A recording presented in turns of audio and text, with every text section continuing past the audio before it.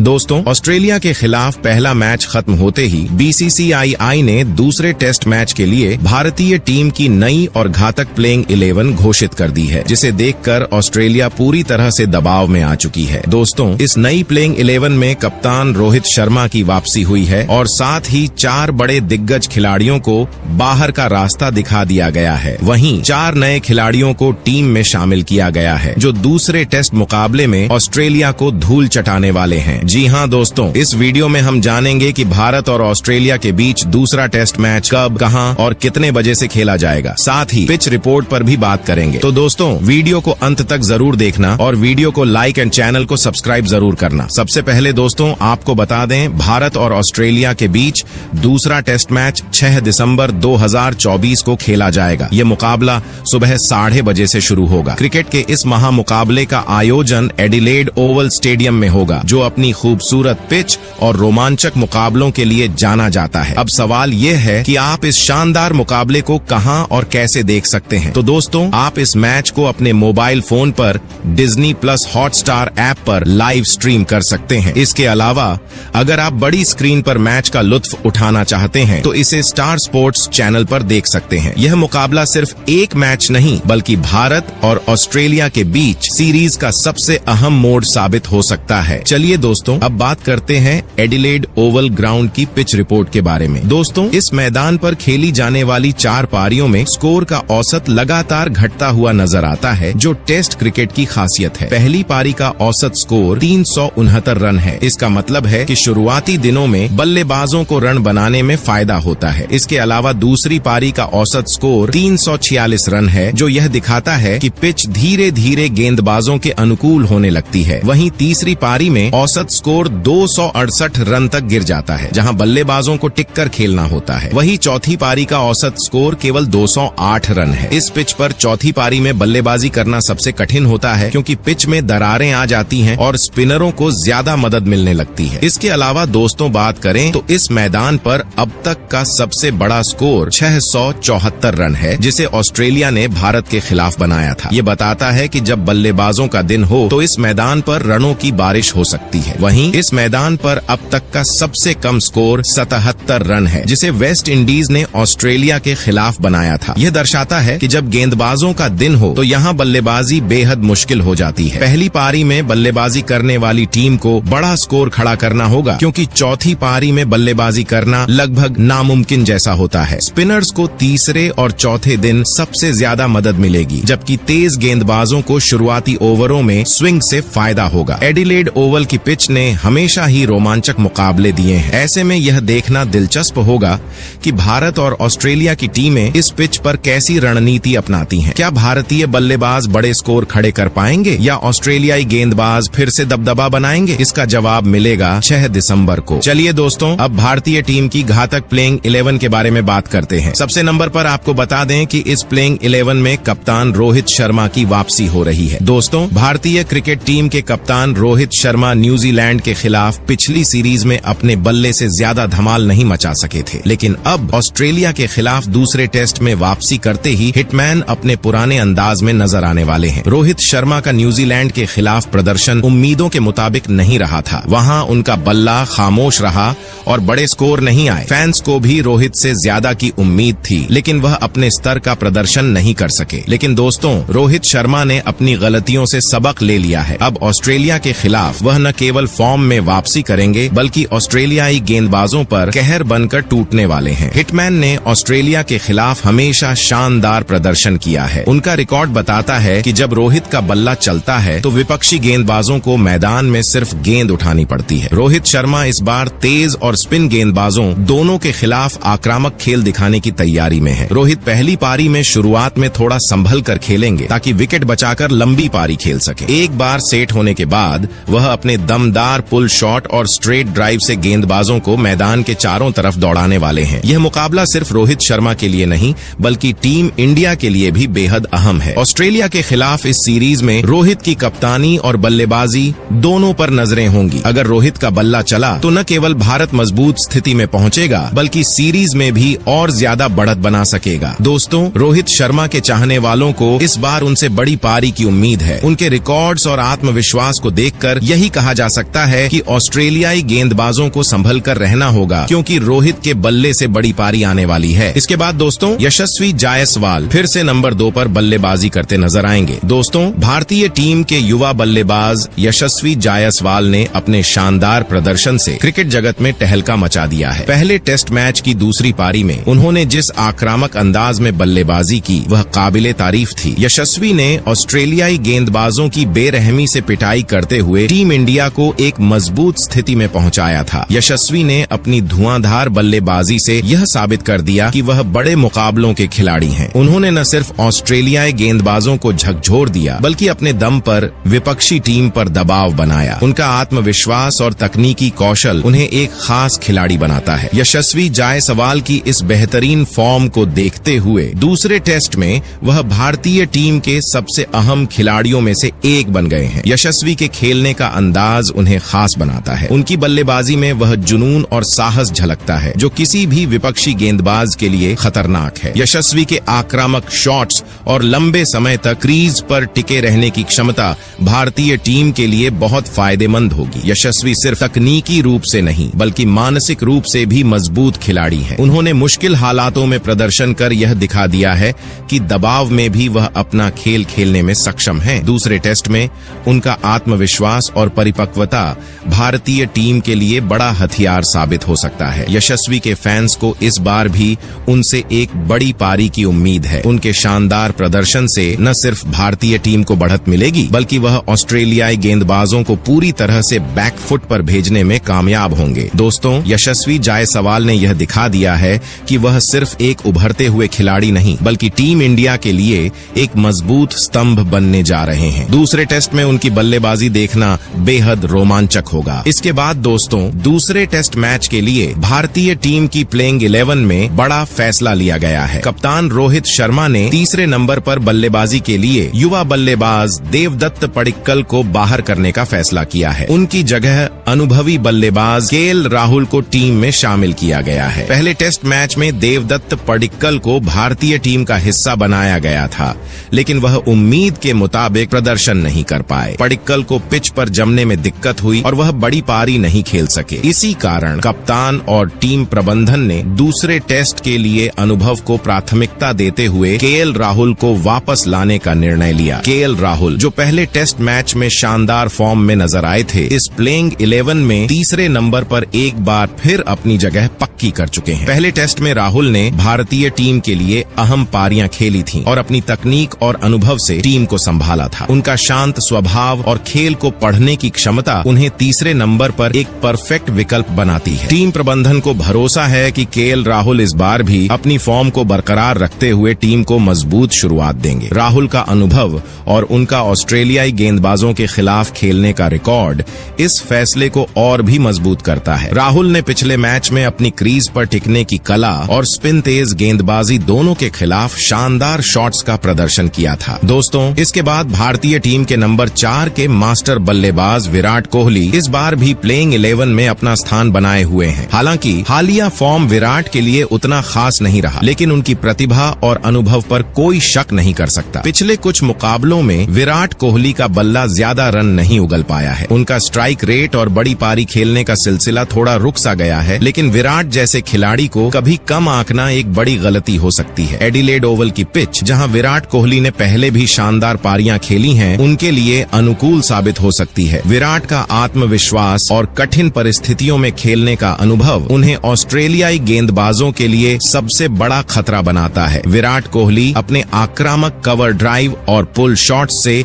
एक बार फिर गेंदबाजों को बैकफुट पर भेज सकते हैं। उनकी क्रीज पर टिकने की क्षमता और गेंदबाजों की रणनीतियों को भांपने का कौशल उन्हें इस टेस्ट का गेम चेंजर बना सकता है। टीम इंडिया और करोड़ों फैंस कोहली से बड़ी पारी की उम्मीद कर रहे हैं। विराट खुद भी जानते हैं कि यह मुकाबला उनके लिए एक सुनहरा मौका है अपनी रन मशीन वाली छवि को वापस लाने का। दोस्तों विराट कोहली सिर्फ एक नाम नहीं बल्कि क्रिकेट का दूसरा नाम है। चाहे फॉर्म हो या ना हो, जब विराट मैदान पर उतरते हैं तो उनके बल्ले से बड़े शॉट्स और टीम को संभालने का हुनर जरूर देखने को मिलता है। अब यह देखना होगा कि दूसरे टेस्ट में विराट किस भूमिका में नजर आते हैं और क्या वह अपने बल्ले से खामोशी तोड़ने में कामयाब होते हैं। दोस्तों इसके बाद भारतीय टीम के कप्तान रोहित शर्मा ने दूसरे टेस्ट मैच के लिए अपनी प्लेइंग 11 में एक बड़ा और चौंकाने वाला बदलाव किया है। कप्तान ने ध्रुव जुरैल की जगह रविंद्र जडेजा को टीम में शामिल किया है। आपको याद दिला दें कि पहले टेस्ट मैच में जडेजा को बाहर किया गया था, लेकिन अब कप्तान रोहित शर्मा ने उनकी अहमियत को समझते हुए उन्हें इस मैच के लिए टीम में जगह दी है। रविंद्र जडेजा भारतीय क्रिकेट टीम के एक बेहद अहम और कुशल खिलाड़ी हैं। अपनी स्पिन गेंदबाजी और बल्लेबाजी दोनों में जडेजा ने कई बार मैच का रुख पलटा है। उनका अनुभव और शानदार फील्डिंग टीम को मजबूती प्रदान करते हैं। पहले टेस्ट में जडेजा को बाहर किया गया था, शायद क्योंकि टीम को उनकी स्पिन गेंदबाजी की जरूरत महसूस नहीं हुई थी या फिर टीम संयोजन में बदलाव की आवश्यकता थी। हालांकि जडेजा का हर मैच में प्रदर्शन शानदार रहता है और अब रोहित शर्मा ने सही समय पर जडेजा को टीम में वापस बुलाया है। अब दूसरे टेस्ट मैच में जडेजा की वापसी भारतीय टीम के लिए एक बड़ी ताकत साबित हो सकती है। उनकी स्पिन गेंदबाजी खासकर ऑस्ट्रेलियाई पिचों पर विपक्षी बल्लेबाजों के लिए सिर दर्द बन सकती है। इसके अलावा जडेजा की आक्रामक बल्लेबाजी भी बेहद महत्वपूर्ण होगी, जो टीम के मध्य क्रम को मजबूती दे सकती है। जडेजा को नंबर 5 पर बल्लेबाजी करने का मौका दिया गया है, जहां उनका धैर्य और खेल का समझ दोनों बेहद उपयोगी साबित हो सकते हैं। साथ ही वह कुल मिलाकर एक ऑलराउंडर की भूमिका निभाते हुए गेंदबाजी में भी अहम योगदान देने वाले हैं। दोस्तों, जडेजा का इतिहास बताता है कि जब भी उन्हें टीम में खेलने का मौका मिला है, उन्होंने हमेशा अपनी ताकत से टीम को जीत दिलाने का काम किया है। दूसरे टेस्ट में जडेजा का जलवा देखने के लिए हम सभी तैयार हैं, क्योंकि उनके पास हर स्थिति में टीम को बचाने या फिर मैच का पासा पलटने की क्षमता है। कप्तान रोहित शर्मा का यह फैसला भारतीय टीम के लिए गेम चेंजर साबित हो सकता है। रविंद्र जडेजा की वापसी ने भारतीय टीम को मजबूती दी है और उनकी गेंदबाजी और बल्लेबाजी दोनों ही इस टेस्ट मैच में अहम भूमिका निभा सकते हैं। दोस्तों, भारतीय क्रिकेट टीम के लिए ऋषभ पंत को 6ठे नंबर पर शामिल किया गया है और उनके इस वापसी को लेकर उम्मीदें बहुत ज्यादा हैं। कप्तान रोहित शर्मा ने दूसरे टेस्ट मैच के लिए अपनी प्लेइंग 11 में इस महत्वपूर्ण बदलाव को किया है और अब यह देखना बेहद दिलचस्प होगा कि पंत इस मैच में कैसे टीम को अपनी खतरनाक बैटिंग और विकेट कीपिंग से एक नया दिशा देते हैं। पहले टेस्ट मैच में ऋषभ पंत ने भारतीय टीम के लिए अहम योगदान दिया था। उन्होंने तेज खेल और आक्रामक शॉट्स के साथ पारी को आगे बढ़ाया और टीम के लिए महत्वपूर्ण रन जुटाए। उनका क्रिकेट खेलने का तरीका हमेशा से ही विपक्षी गेंदबाजों के लिए सिरदर्द रहा है और पंत की बल्लेबाजी ने साबित किया कि वह किसी भी परिस्थिति में टीम को संभालने का माद्दा रखते हैं। पंत के तेज और फ्री फ्लोइंग बैटिंग के चलते भारतीय टीम ने पहले टेस्ट में कुछ कठिन मौकों पर मैच को थोड़ी देर के लिए अपने पक्ष में किया। उनका स्वतंत्र खेल और गेंदबाजों के खिलाफ जोश मैच में भारतीय टीम के लिए एक सकारात्मक संकेत था। अब जब ऋषभ पंत को दूसरे टेस्ट मैच के लिए फिर से टीम में चुना गया है, तो उनकी भूमिका और भी अहम हो जाती है। पंत एक आक्रामक बल्लेबाज हैं जो कभी भी मुकाबला पलट सकते हैं। उनके पास वह शक्ति है कि वह किसी भी गेंदबाज को पल भर में मैदान के बाहर भेज सकते हैं। उनकी मिडिल ऑर्डर में उपस्थिति भारतीय टीम के लिए एक तरह से एक सुरक्षा कवच साबित हो सकती है, क्योंकि पंत ऐसी परिस्थितियों में अपनी बल्लेबाजी से दबाव को कम करने की क्षमता रखते हैं। विकेट कीपिंग में भी उनका शानदार कौशल टीम को हर तरह के संकट से उबार सकता है। उनकी तेज प्रतिक्रियाएं और स्थिति के हिसाब से बर्ताव करने की कला टीम के लिए अनमोल साबित हो सकती है। ऋषभ पंत को खुले तौर पर आक्रामक बल्लेबाज के तौर पर जाना जाता है। वह कभी भी दबाव में नहीं आते और अपने शॉट्स को खेलने का तरीका रखते हैं, जिससे विरोधी गेंदबाजों को कड़ी चुनौती मिलती है। पंत के पास गेंदबाजों को छक्के और चौके मारने की क्षमता है और उन्हें जब भी मौके मिलते हैं, वह तेजी से रन बनाकर टीम के स्कोर को बढ़ाते हैं। उनकी बैटिंग शैली विरोधी टीम के लिए एक तरह की चुनौती बन सकती है, क्योंकि वह आमतौर पर रन बनाने के लिए तेजी से शॉट्स लगाते हैं और विपक्षी गेंदबाजों के लिए कभी-कभी उनकी अनप्रेडिक्टेबल बैटिंग एक सिरदर्द बन जाती है। पंत ने कई बार अपनी बल्लेबाजी के दम पर भारत को मुश्किल समय से बाहर निकाला है और अब देखना यह होगा कि वह ऑस्ट्रेलिया जैसी मजबूत टीम के खिलाफ कितनी जल्दी खेल को पलटते हैं। वही दोस्तों, इसके बाद 7वें खिलाड़ी नीतीश कुमार रेड्डी को शामिल किया गया है। दोस्तों, पहले टेस्ट मैच में नीतीश नीतीश कुमार रेड्डी ने अपनी बल्लेबाजी से भारतीय टीम के लिए एक नया कीर्तिमान स्थापित किया। जब टीम दबाव में थी और मैच संकट में आ चुका था, तब नीतीश ने अपनी काबिलियत से सबको हैरान कर दिया। उनका खेल यह साबित करता है कि वह एक बेहतरीन और स्किलफुल बल्लेबाज हैं, जो किसी भी चुनौती का सामना करने में सक्षम हैं। पहले टेस्ट मैच के दौरान भारतीय टीम पर जब ऑस्ट्रेलियाई गेंदबाजों का दबाव बढ़ चुका था और टीम के कई बड़े खिलाड़ी जल्दी आउट हो चुके थे, तब नीतीश कुमार रेड्डी ने अपने संयम और तकनीकी कौशल से मैच को संभाला। उनका स्ट्राइक खेलने का तरीका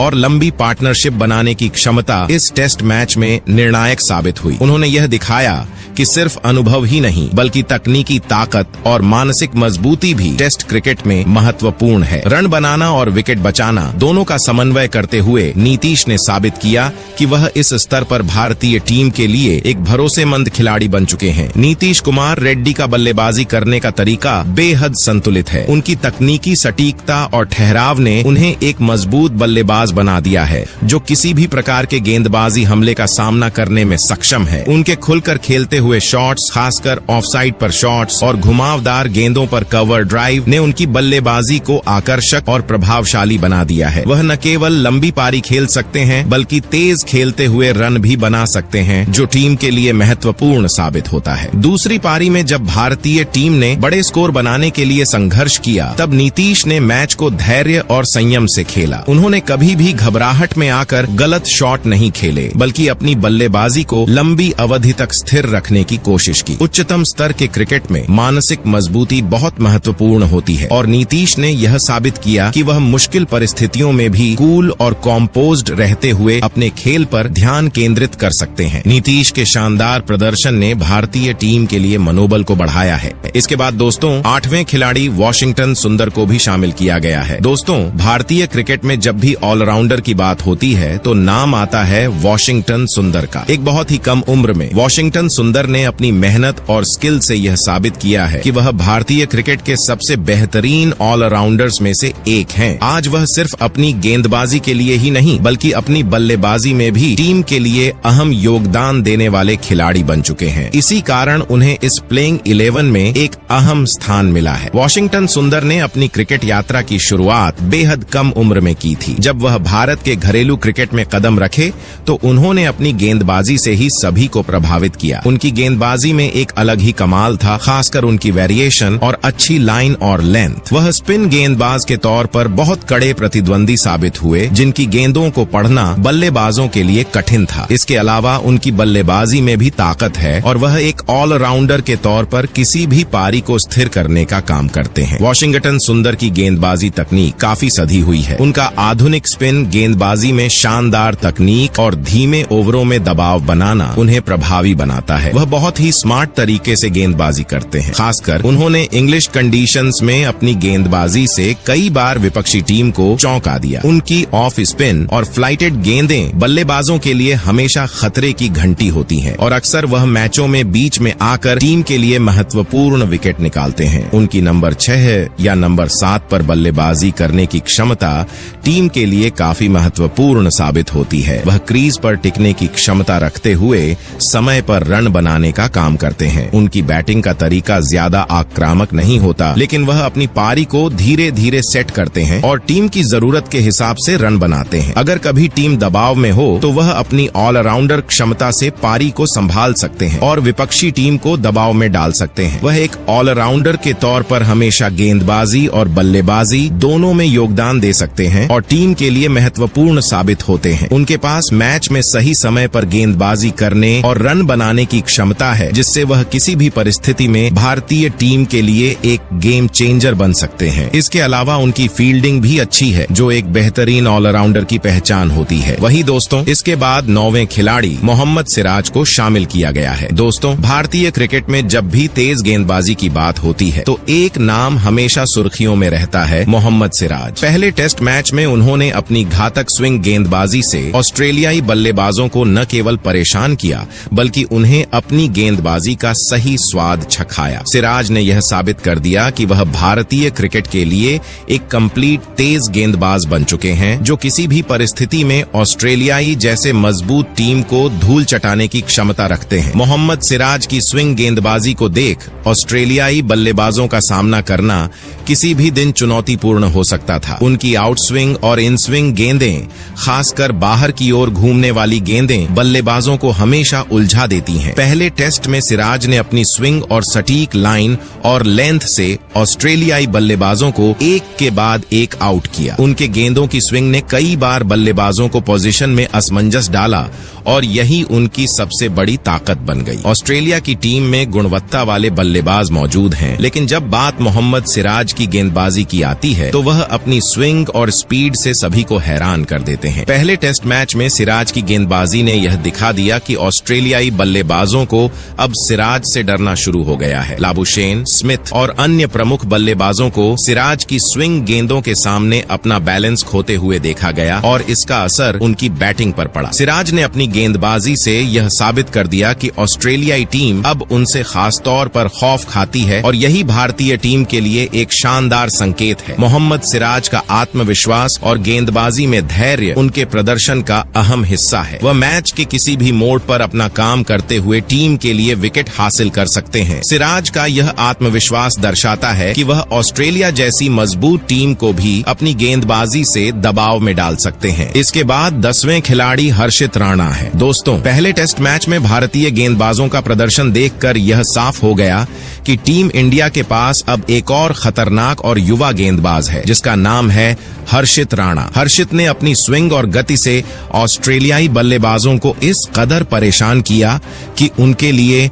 रन बनाना मुश्किल हो गया। अब कप्तान रोहित शर्मा ने उन्हें अगले टेस्ट मैच के लिए अपनी प्लेइंग 11 में शामिल किया है और यह फैसला पूरी तरह से सही साबित हो सकता है। आइए जानते हैं हर्षित राणा के बारे में विस्तार से और क्यों कप्तान ने उन्हें टीम में जगह दी। हर्षित राणा ने पहले टेस्ट मैच में अपनी गेंदबाजी से यह साबित कर दिया कि वह किसी भी समय बड़ी टीमों को परेशानी में डाल सकते हैं। उनका गति संयोजन और सटीकता न केवल बल्लेबाजों को परेशान करता है, बल्कि उनकी स्विंग गेंदबाजी भी उन्हें दूसरे गेंदबाजों से अलग बनाती है। पहले टेस्ट मैच में उन्होंने ऑस्ट्रेलियाई बल्लेबाजों को एक के बाद एक खुश होकर बल्लेबाजी करने का मौका नहीं दिया, जिससे ऑस्ट्रेलिया की बल्लेबाजी लाइनअप पर दबाव बढ़ गया। कप्तान रोहित शर्मा ने हर्षित राणा पर विश्वास जताया है और उन्हें प्लेइंग 11 में शामिल किया है। यह कदम भारतीय टीम के लिए एक महत्वपूर्ण बदलाव हो सकता है। हर्षित की गेंदबाजी में तेज गति, स्विंग और उछाल के कारण कप्तान रोहित को यकीन है कि वह ऑस्ट्रेलियाई बल्लेबाजों को अपनी रणनीति से परेशान करने में सफल होंगे। खासकर ऑस्ट्रेलियाई पिचों पर तेज गेंदबाजों को सफलता मिलने के आसार होते हैं और हर्षित इस अवसर का पूरी तरह से फायदा उठा सकते हैं। हर्षित राणा ने पहले टेस्ट में साबित कर दिया कि वह किसी भी दबाव में काम कर सकते हैं। उनकी स्विंग गेंदबाजी और अच्छी लेंथ ने ऑस्ट्रेलियाई बल्लेबाजों को बैठने का मौका नहीं दिया और वह लगातार संघर्ष करते नजर आए। उन्होंने फ्रंट लाइन ऑस्ट्रेलियाई बल्लेबाजों को मजबूती से हराया और इस तरह से टीम इंडिया को कई महत्वपूर्ण विक्ट्री दिलवाने का रास्ता साफ किया। हर्षित राणा अब भारतीय गेंदबाजी आक्रमण का अहम हिस्सा बन चुके हैं। उनकी गेंदबाजी टीम इंडिया को एक और तेज और प्रभावी गेंदबाज प्रदान करती है, जो ऑस्ट्रेलिया जैसी मजबूत टीम के खिलाफ अहम विकेट ले सकता है। उनका आत्मविश्वास और कड़ी मेहनत उन्हें इस सीरीज में अपनी टीम के लिए एक मुख्य खिलाड़ी बनाएगा। हर्षित का उम्दा प्रदर्शन टीम इंडिया को ऑस्ट्रेलिया पर दबाव बनाने में मदद करेगा और वह अपने विकेटों के साथ मैच में बदलाव ला सकते हैं। वही दोस्तों, इसके बाद 11वें खिलाड़ी जसप्रीत बुमराह है। दोस्तों, जसप्रीत बुमराह ने पहले टेस्ट मैच में अपनी कप्तानी और गेंदबाजी से भारतीय टीम के लिए जो भूमिका अदा की वह शानदार थी। बुमराह ने अपनी गति और स्विंग से ऑस्ट्रेलियाई बल्लेबाजों को पूरी तरह से चुप करा दिया और टीम इंडिया को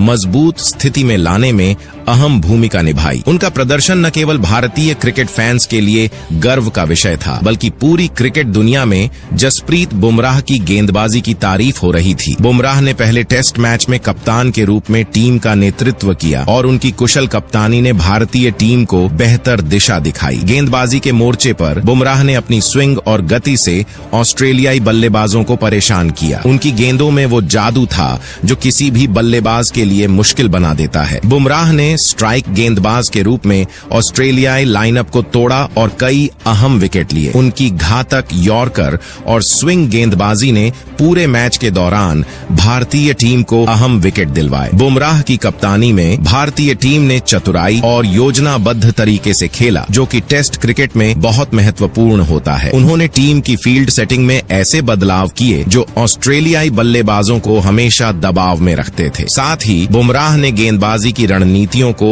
अच्छे से अपनाया और कभी भी ऑस्ट्रेलिया को वापसी करने का मौका नहीं दिया। उनके नेतृत्व में भारतीय टीम ने न केवल गेंदबाजी बल्कि बल्लेबाजी में भी अपनी रणनीतियों को मजबूती से अंजाम दिया। हालांकि अब दूसरे टेस्ट मैच में रोहित शर्मा की वापसी हो चुकी है और इसके साथ ही बुमराह की कप्तानी का भी समापन हो गया है। रोहित शर्मा के वापस आने से टीम में एक नया उत्साह और अनुभव आएगा। रोहित ने अपनी कप्तानी में पहले भी टीम को कई शानदार जीत दिलाई है। अब जबकि रोहित की वापसी हो रही है, बुमराह का रोल सिर्फ एक गेंदबाज के रूप में रहेगा, लेकिन उनका कप्तानी में योगदान पहले टेस्ट मैच के दौरान भारतीय टीम के लिए महत्वपूर्ण साबित हुआ। तो दोस्तों, आपको ये प्लेइंग 11 कैसा लगा और आप इस वीडियो को जिस राज्य से देख रहे हैं कमेंट करके जरूर बताएं। जय हिंद।